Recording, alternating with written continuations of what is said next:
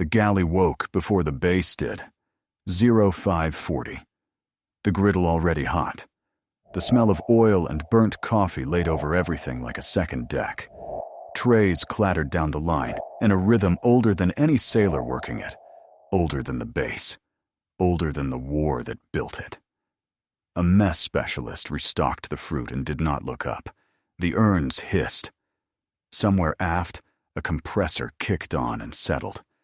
Outside the reinforced windows, the sky over the water had not decided yet whether it would be blue. A woman came in through the far hatch.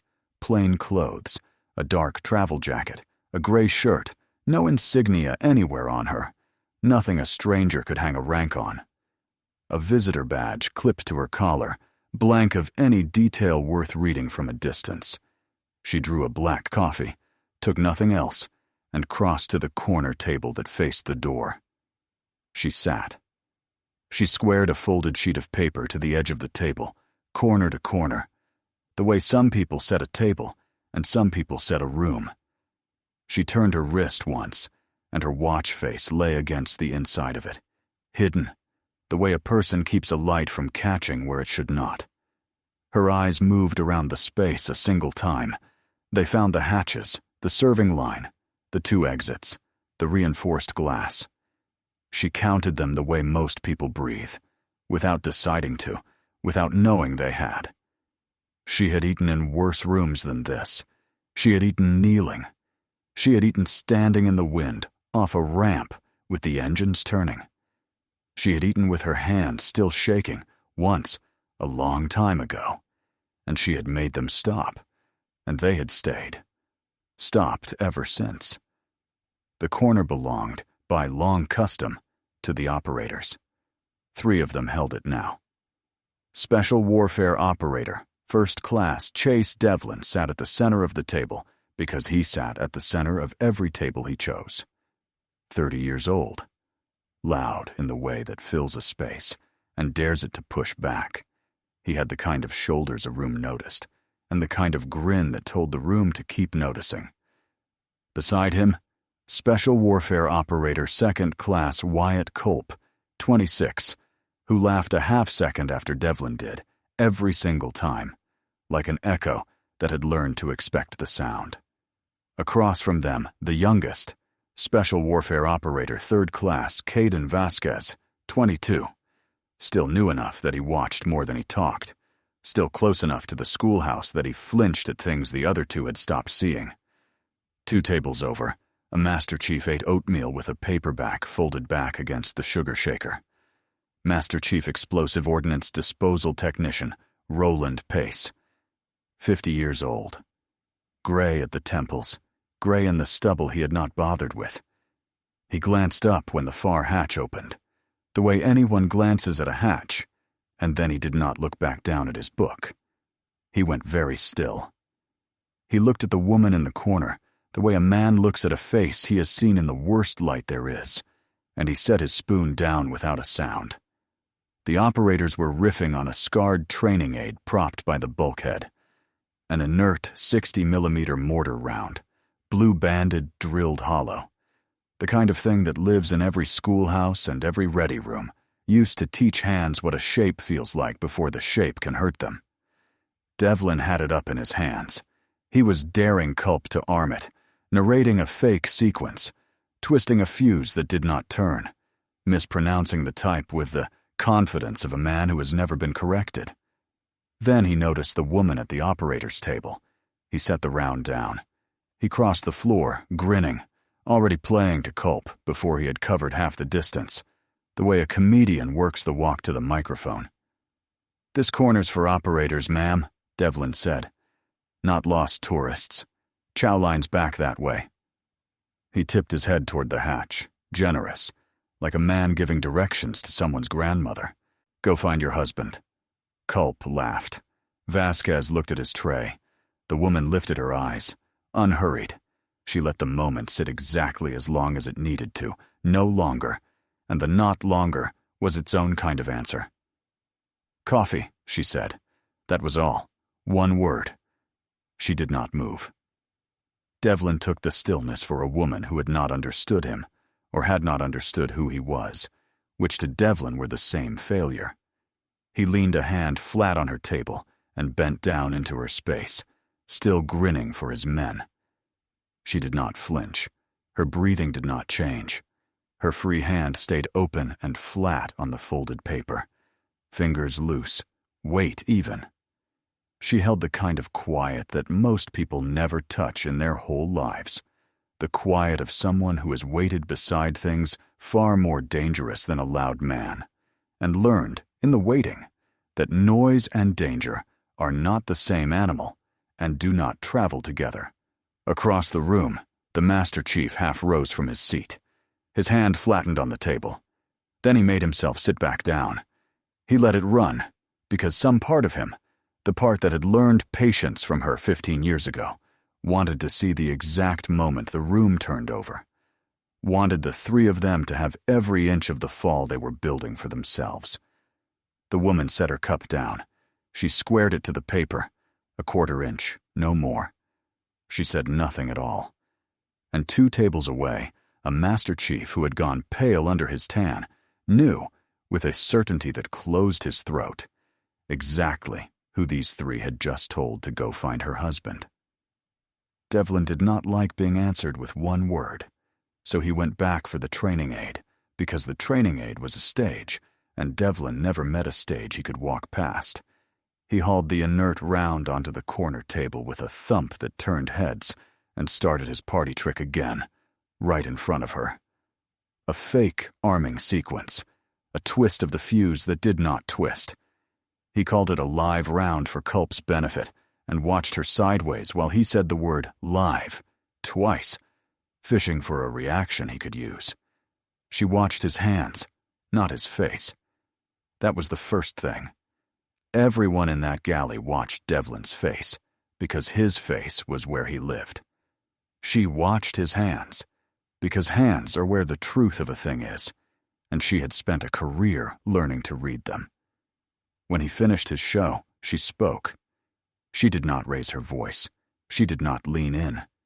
She spoke at the volume of a woman reading a label. "That's an inert 60 millimeter, she said. "Point detonating fuse, spotting charge only. It's been demilled. You can tell from across the table by the blue band and the drilled cavity. It could not function if you wanted it to, and you wouldn't want it to." Devlin's grin held, but the corner had gone quiet enough to hear the griddle spit, and quiet in a room like that travels. "And your placard's wrong," she added. She tipped her chin at the laminated card taped to the round's base, the one nobody had read in years. "It lists Render Safe Procedure 7. That's the wrong line for this fuse family. It should be Procedure 4. Somebody copied the wrong row off the chart and laminated the mistake, and it has been sitting here teaching your juniors the wrong answer ever since." She said it the way a person reads a street sign to a stranger. No heat, no performance. The exact words, in the exact order, that only one kind of person carries loaded in the mouth. Ready. 2 tables over, Master Chief Pice closed his book. He did not need it anymore. He had seen those hands before. He had seen them work in the dark over something that could have ended both of them and taken half a convoy with it, and they had not rushed then either. Slow when everything screamed fast. He had spent 15 years unable to forget the discipline of it, the way a man cannot forget the one time he watched someone do the impossible thing calmly. He knew. He said nothing yet. But he knew, and the knowing sat on him like a hand. Devlin covered the silence the only way he owned. He laughed, bigger than before, and turned to his men so they would remember to laugh with him. "She read a Wikipedia page once," he said. "Boys, we got ourselves an expert." Culp laughed on cue. A few sailors down the serving line smiled, because Devlin was Devlin, and a smile was cheaper than a stand. But the certainty had gone out of the corner, and Devlin could feel it draining. And a man like Devlin can survive almost anything except the feeling of a room getting quiet around him for the wrong reason. He had crossed the floor to make her small in front of his men. Instead, she had made his trick sound like a boy narrating a chart he had never read. And worse, she had done it without seeming to try. He dropped the round back by the bulkhead, harder than he needed to. The sound of it was the sound of a man losing and pretending he had set something down. He had come to win the room. Now he needed the room to forget the last 2 minutes. And rooms do not forget on command. He could not beat her on the round. So he moved the fight to ground. He owned. He moved it to the crowd, because the crowd had always been his. "Careful, everybody," Devlin announced, loud enough now to carry all the way to the serving line and the sailors waiting on eggs. "We got a tourist in the operator corner. Let's not scare her off." A couple of the junior sailors laughed, because he was who he was, and they were 19. "The tourist," Culp repeated, tasting it. And the nickname stuck the way Devlin's nicknames always stuck, because a bully with a good ear for a name is a hard thing to survive in a small command. Vasquez did not laugh. He kept his eyes on his eggs. Culp noticed the not laughing, the way Culp noticed everything Devlin might want noticed, and jabbed him in the arm. "What, you sweet on the tourist?" Vasquez said nothing. His ears went red. He moved a piece of egg from one side of the tray to the other and did not eat it. The woman rose to refill her coffee. Devlin got to the urn first. He planted himself in front of it, arms crossed, and made her stand there and ask. "Excuse me," she said evenly. He did not move. He looked at Culp and let a beat go by, and then another, stretching the silence he had built, making her ask into it a second time in front of everyone. She did not ask twice with any more weight than she had asked the first time. She simply waited. And this was the thing none of them had the years to understand. Waiting cost her nothing. She had waited out sandstorms that grounded everything for 3 days. She had waited out the long minutes over a charge with the cutters open and her own pulse in her ears. She had waited beside a road for the light to come up so she could see the ground she had to cross. Standing at a coffee urn while a proud man decided how long to be proud was not waiting to her. It was rest. He stepped aside first. He always would have. She poured. She thanked him, quietly, which was worse for him than if she had said nothing, because a thank you is what you give someone who did you a small service. And he had just been made, in front of his men, into a man who poured her the courtesy of stepping aside. She returned to her seat and wrote 3 lines on the folded paper. The time. The wrong placard code. Procedure 7 where Procedure 4 belonged. The location of the training aid against the forward bulkhead. Not a complaint. A safety discrepancy, logged the way she logged everything in a small square hand, because she had learned across 26 years that memory is a liar with a kind face, and paper is not. No name at the top of the page, no identification on the table. Her watch turned inward against her wrist. Devlin watched her write and read it as surrender. He thought he was erasing her from the room, 1 line at a time, and that she was helping. He did not know she wrote things down for a living.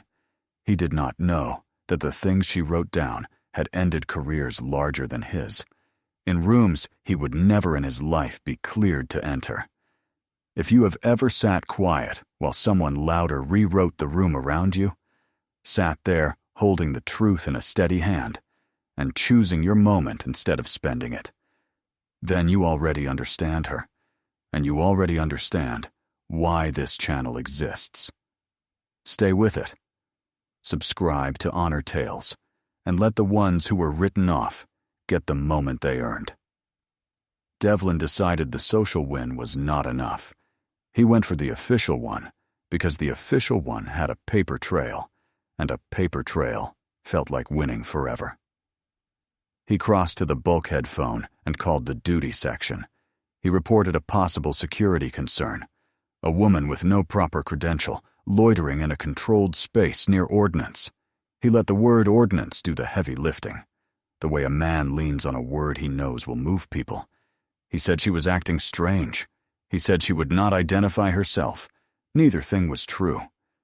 Culp stood at his shoulder and nodded along anyway, ready to back the story if a soul asked him to. Within 4 minutes, the duty section came.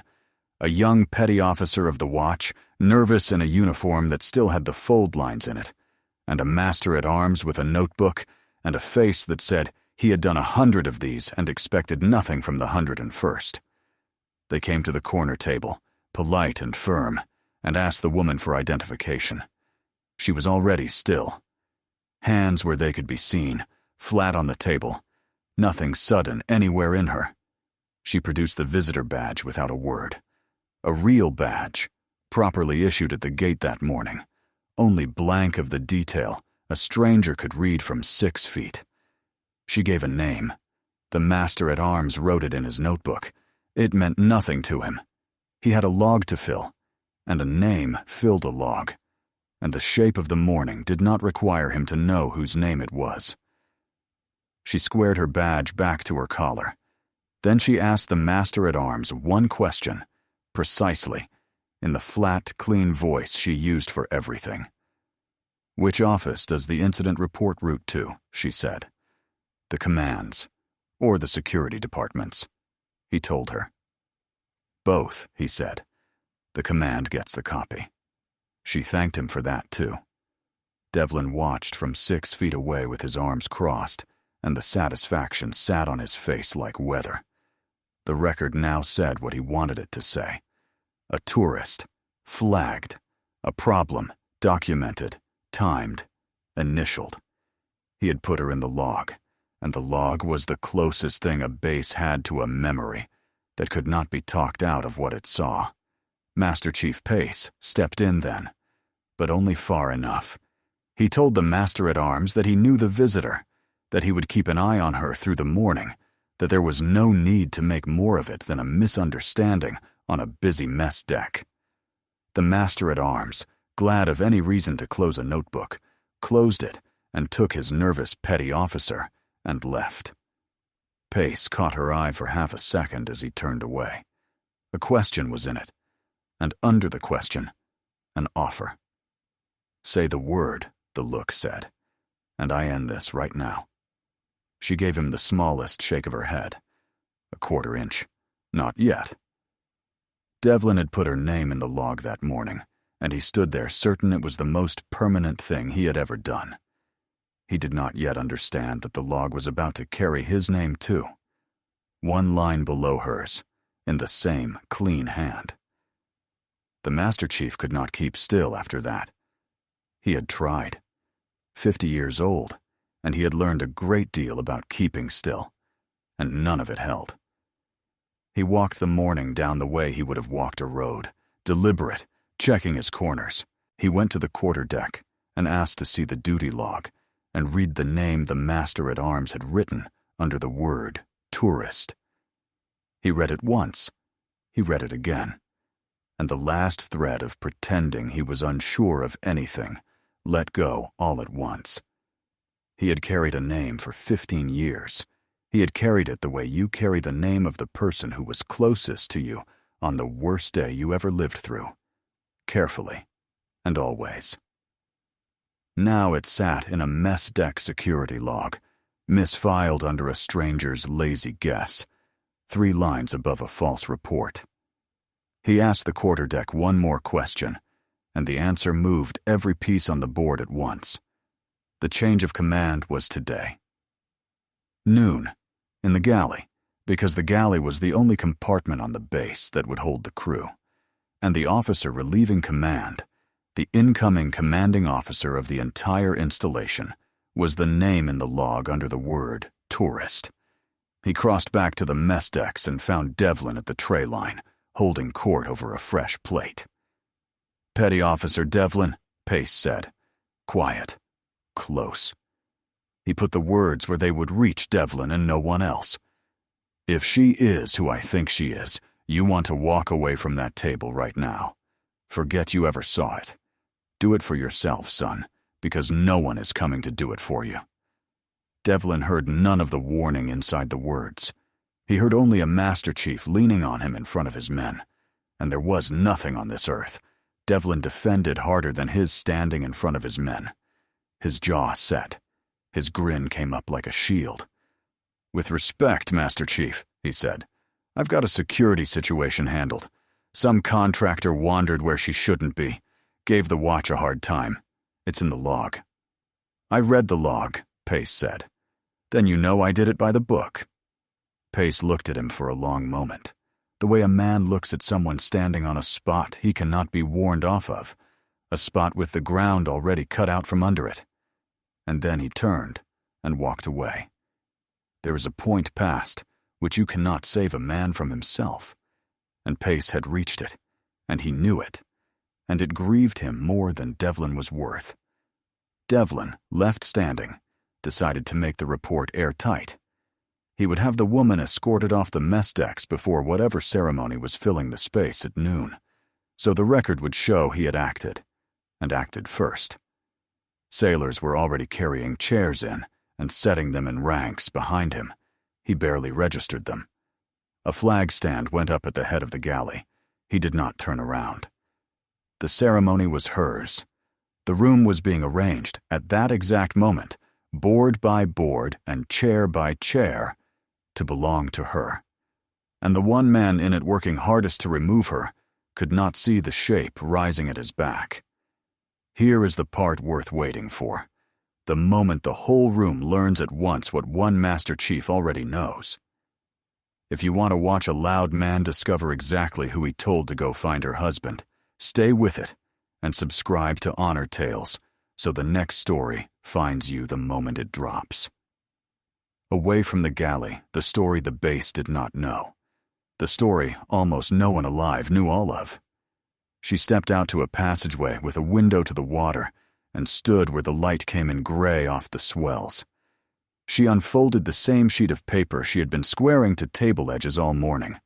On its back, in grease pencil gone soft and blurred with 15 years of folding and unfolding, was a diagram she had never once thrown away. A render-safe sketch. Wires and a fuse well, and an arrow, drawn fast by a hand that had needed to think without letting its mouth move. She let herself remember.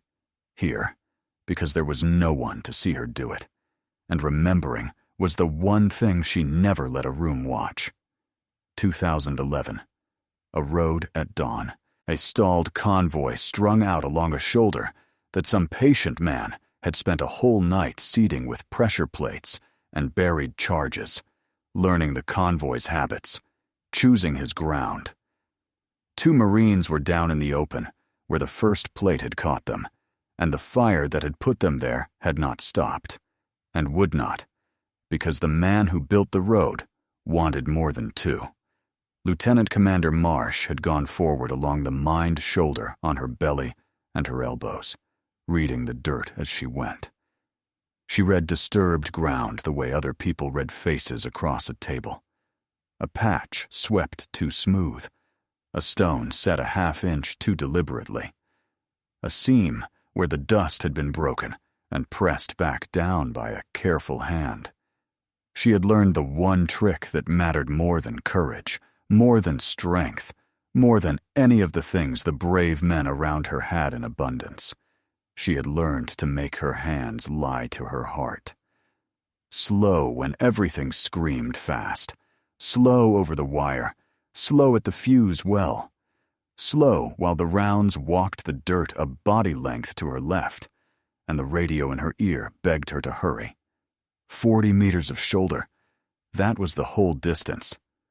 40 meters that took her 19 minutes, and every minute of it a decision to be slow, made again from the beginning.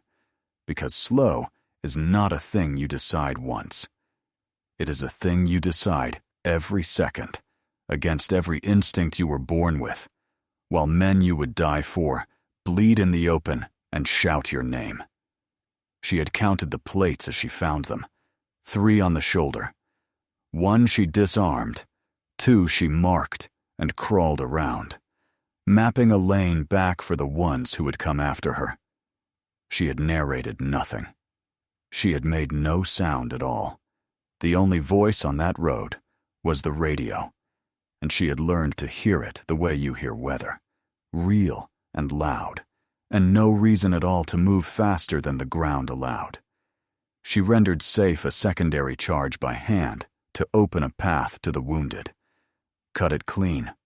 One wire, the right wire, chosen slow. Opened the road 4 feet at a time, and then 4 more, dragging her kit behind her. Owen Radley moved up to cover her while she worked. Explosive ordnance disposal technician. First class, 33 years old, the best pair of hands she had ever knelt beside, and the only man who had ever told her to slow down when she was already the slowest, steadiest person on any road on Earth. He stepped wide to put his body between her and the tree line, because that was the kind of man he was, the kind who did the math and put himself on the wrong side of it without being asked.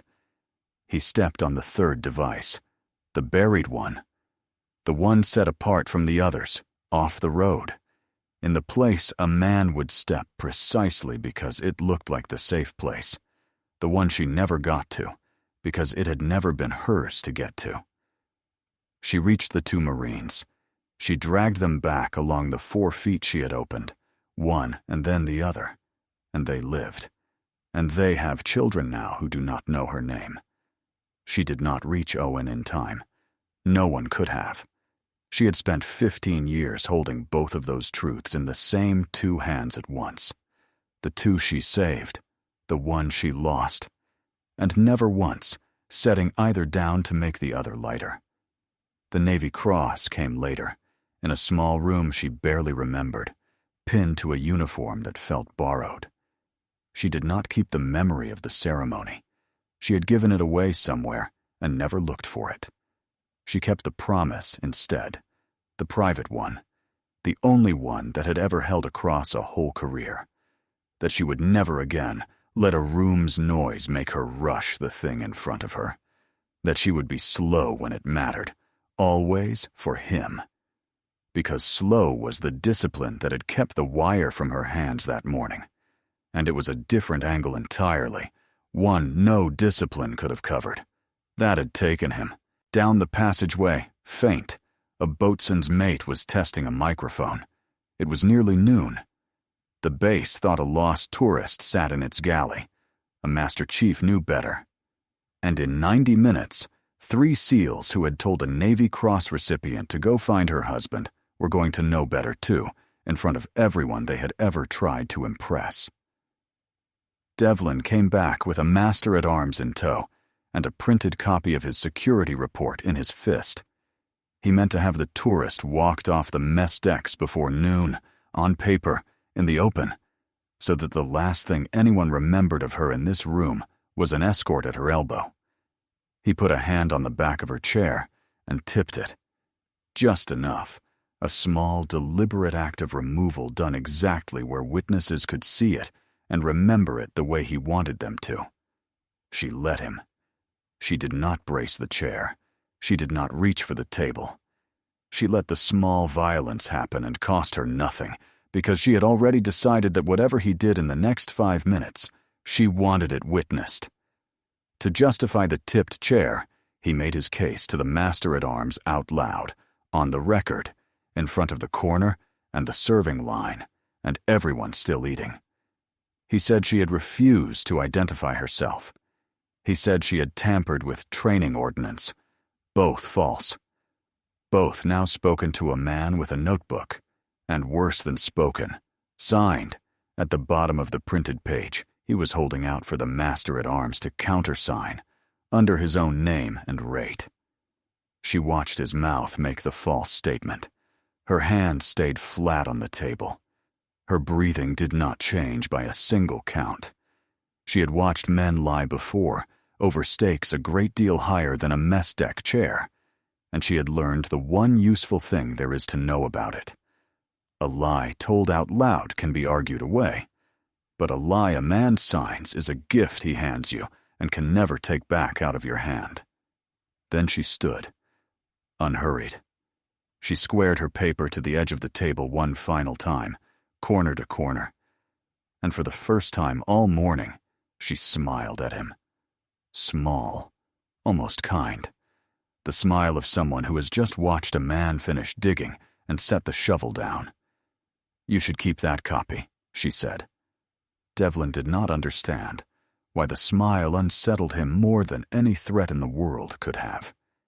He stood there holding his signed page, while 20 feet behind him, a boatswain's mate tested a sound-powered microphone, and 2 sailors locked a flag stand into its base, and a third laid out a program on a small table draped in blue. None of it reached him. He was busy winning, and winning is the loudest thing there is, and it drowns out the sound of a room turning into a courtroom at your back. 5 minutes to noon. He had put his lie in writing and tipped her chair to make his point in front of his men. He had, without the faintest idea he was doing it, just handed the next commanding officer of the base the first charge she would ever have to weigh against him, and handed it to her, signed. Noon. The galley changed in the space of one breath. The trays were gone. The chairs stood in ranks, dressed and covered. The crew filed in and filled them, 600 sailors in service uniform, and the corner where 3 operators had held court all morning became just another corner in a compartment that suddenly, unmistakably, had a front. A side party formed at the main hatch. A boatswain's pipe went to a boatswain's mate's lips and waited there. Then Master Chief Roland Pace, at the full parade voice he had been holding in reserve since 0540, called it across the whole room. "Attention on deck!" The galley came upright as one body. 600 sailors, one motion, one sound, and then a silence so complete you could hear the urns tick as they cooled. Rear Admiral Warren Keel walked in through the main hatch.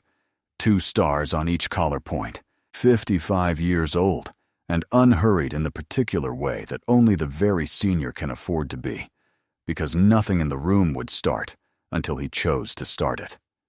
The center of gravity of the entire compartment moved with him as he walked, up the center aisle to the flag stand at the front, away from the operator's corner, away from Devlin, for good and for always.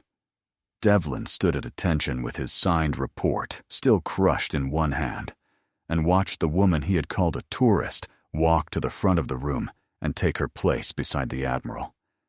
Keel read the orders aloud, the formal words, the old words, the detachment of the outgoing commander who had already gone ahead to his next thing. And then the Admiral did the thing the entire morning had been quietly building toward, the thing not one soul at that corner table could have pictured at 0540 when they told her the chow line was the other way. He did not simply arrive. He turned to her, and he deferred. "I relieve you of nothing, Captain," Keel said, and there was the ghost of a smile buried deep in it. "The base is already yours. Ladies and gentlemen of this command, your new commanding officer, Captain Elise Marsh." He took one full step back, and he gave her the deck. The boatswain's pipe sounded, long and rising. Honors were rendered. 600 hands came up in salute in a single sweep, and the woman in the plain travel jacket the corner had mocked returned it. Once, clean, unhurried. Devlin's face ran the entire cascade in the space of 4 seconds, and there was nowhere to hide any inch of it. Confusion first, the tourist, at the flag stand, being handed a base. Then disbelief, as the name Keel had spoken caught up to him. Then recognition, cold and total, as every single piece of the morning rearranged itself in front of him into a shape he already knew he could not survive. Then horror, plain, bottomless horror, as the Admiral read the citation aloud, and the words, Navy Cross, moved out across the silent room and touched every sailor in it. Culp had gone bloodless beside him, gray as the sky had been at dawn. Vasquez, the youngest, came to the sharpest, cleanest attention in the entire galley, chin level, eyes front, as if he could undo the whole morning with the precision of it. Captain Marsh stepped to the microphone. Her first act was not to point at the corner. She let the silence do the pointing, because silence points harder than a finger ever could. "Master Chief Pace," she said, "thank you for the coffee watch this morning." A breath of something moved through 600 sailors that was almost, not quite, laughter, held down hard, out of respect and out of the sense every one of them suddenly had that they were standing inside something. Pace, from the side of the room, said nothing and let nothing show on his face, but his shoulders came down a fraction, the way a man's shoulders come down when a thing he has carried alone for 15 years is finally, at last, being carried by the whole room with him. He had wanted every inch of this fall for the three of them at 0540. Standing in it now, he found he wanted only the one thing, for her to be seen the way he had always seen her. She was. 600 faces turned to the front, and not one of them would ever again mistake her for a woman who had wandered into the wrong chow line. "To the rest of you," she went on, even and quiet, so quiet they had to hold still and lean toward her to catch it. "I have read every space on this base except this one. As of this morning, I have read this one too. Carefully." She let it settle over the corner without once looking at it. Devlin felt every word land on him and could not have said how she was doing it. Then, flatter and final. "There is a security report in the log this morning with my name in it, and a signature under a false official statement. We will sort that this afternoon, on the record, the way everything on my base will be sorted from today." He had told her the corner was for operators. She had just told 600 people the whole base was hers, and she had done it without once, in any of it, raising her voice above the sound of the cooling urns. The afternoon did the quiet work, and quiet work was the only kind she had ever trusted. In the commanding officer's suite, still smelling of the last man's coffee and the last man's aftershave, Captain Marsh sat with the command master-at-arms and the executive officer and read Chase Devlin's signed report line by line, top to bottom, twice. The taunt was not the thing. She set the taunt aside almost gently. The way you set aside a small stone you have decided is not worth carrying. Men had underestimated her in louder rooms than a galley, in rooms where the underestimating could have killed people, and she had outlived every one of them and buried some. A morning of being called a tourist did not reach her. It never had. That was not the charge. The charge was the signature. A false official statement, written and signed. She had refused to identify herself. She had tampered with ordnance, both provably, documentably untrue, both now sitting in the command's record under Devlin's own name and rate. That was not a joke a man tells to look big for his friends. That was a lie a man had put his name under and handed to the institution, and the institution runs on the one fragile assumption that a signed statement is true. The executive officer, a commander who had served under 3 of these change of commands and thought he had seen the whole range of them, watched her read and cleared his throat. "Ma'am, if you want him gone by Liberty Call, I can make that happen quietly. Nobody would blink." "I don't want him gone," she said, without looking up from the page. "Gone teaches him nothing, and it teaches the men who watched this morning less. I want him here, and I want the record straight, and I want the difference between those two things understood by everyone who wears this uniform on my base. Refer it," she said, "through the executive officer, up the chain, by the standard. No more than the standard. No less than the standard." She did not make it theater. She had learned the difference between justice and theater a long time ago, on a road, at a cost, and she had never confused them since. She did not need him arrested. She needed the record true. The two are not the same thing, and she had spent an entire career learning the exact width of the space between them. A man could be corrected. Men were corrected every day and became better ones. But a corrupted record poisons everything downstream of it. Every future report that leans on it, every future watch that trusts it, every sailor who will one day be measured against a log and deserves a log that did not lie. The log had to be true.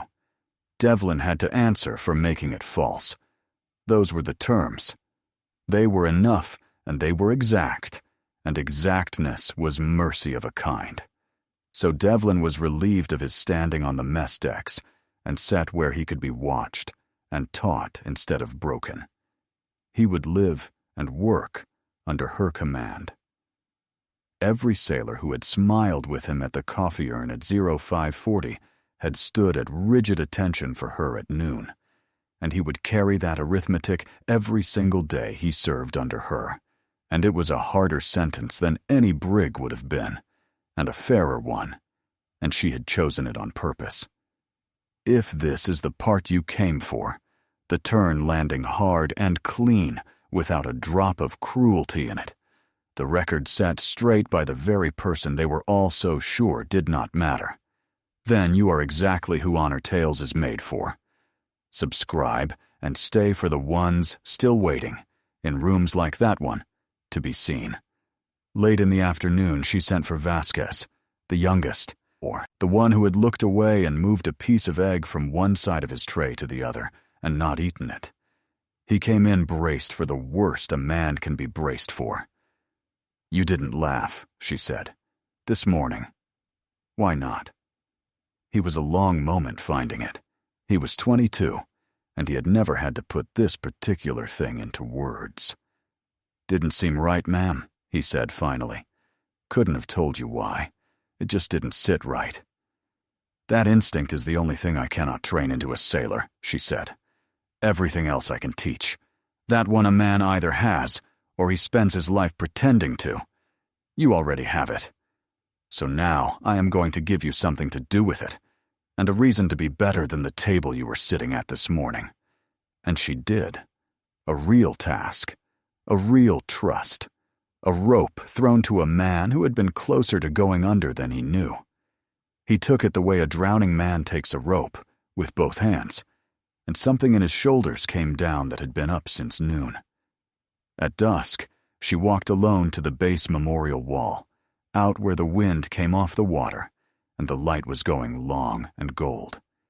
She found the name without searching for it, the way your hand finds a name it already knows in the dark.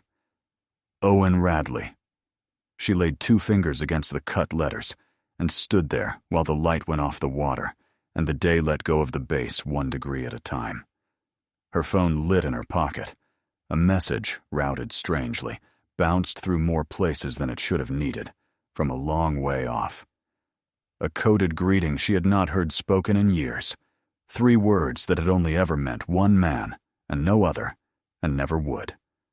Beneath the greeting, a photograph, a grease-penciled render-safe diagram, wires and a fuse well, and an arrow, identical in every line to the one worn soft on the back of the paper in her pocket. And beneath the photograph, 1 line, naming a theater she had told herself for years that she had left behind for good. And under the line, a call sign. Deadbolt. She read it once. She did not read it twice. She had learned long ago that the second reading only ever costs you. She folded the phone away. She looked a long moment at the water, at the place where the sky had finally, late in the day, decided to be blue. And then she let the day go. The base was hers now. 600 sailors and every space on it, read and known. But the war she had never finished had just written back, and it had signed a dead man's diagram with a living man's call sign. Every soldier carries a story that few ever hear. Listen with your heart. Thank you for staying and watching. Subscribe to Honor Tales for more.